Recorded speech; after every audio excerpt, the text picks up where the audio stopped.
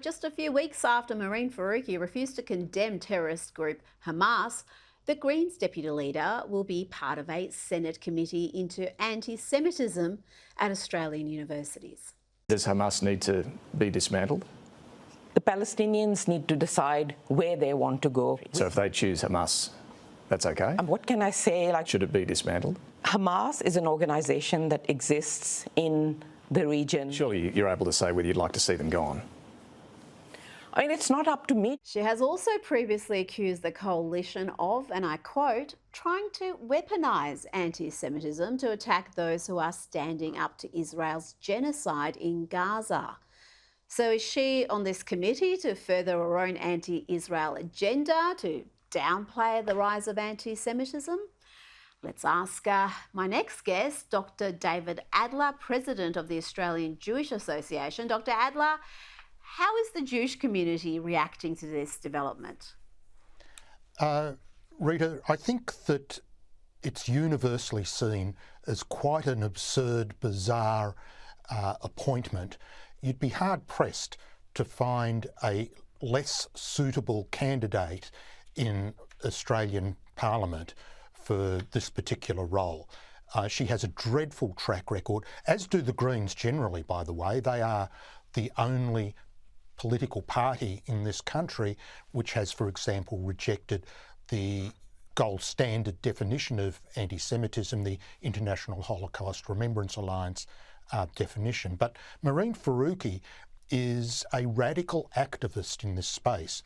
I mean, we have pictures of her wearing a keffiyeh with a revolutionary fist in the air. We have pictures of her associating with some of the most radical activists, including a couple that have been charged with serious criminal offences.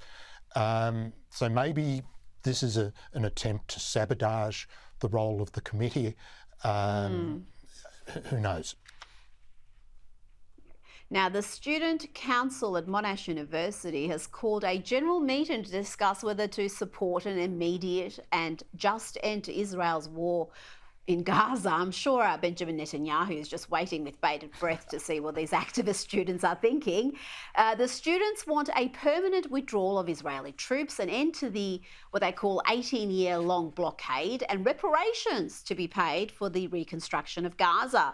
They also want to call upon the university to reveal and cut all ties with companies and institutions involved in the development and manufacturing of weapons used by the IDF. Now, we had a similar meeting at University of Sydney earlier in the month, and that descended into utter chaos. You had the pro-Israeli speakers abused, spat on, and remarkably at Sydney Uni, their students voted not to condemn Hamas. Are we going to see similar scenes at Monash?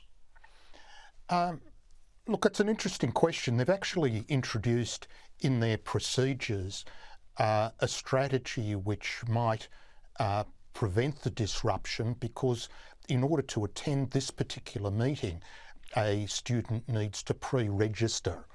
So this may be a tactic to keep away the Jewish students in the university. I mean, who would want to hand over their details to the leaders who are pushing this activism?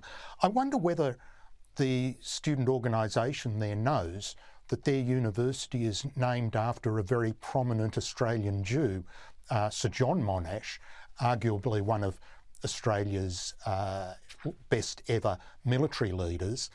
And Dr. Adler, I would not give them ideas, because the next campaign will be to rename Monash University, and then everything else that's named Monash in this city, of which there is quite a lot.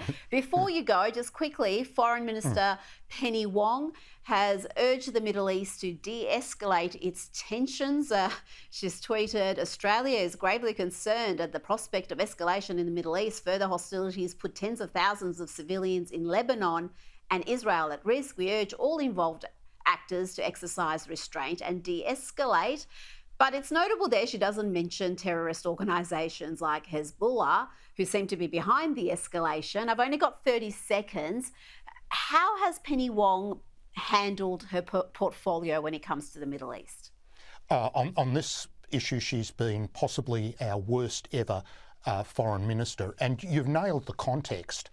There was intelligence that the US and Israel had that Hezbollah was about to launch anywhere from 1,000 to 6,000 rockets and UAVs. Israel struck. And so to make that sort of outrageous statement without any reference at all to the cause is not fulfilling the sort of leadership duty we expect of our politicians. Well said, Dr. David Adler. Thank you for your time.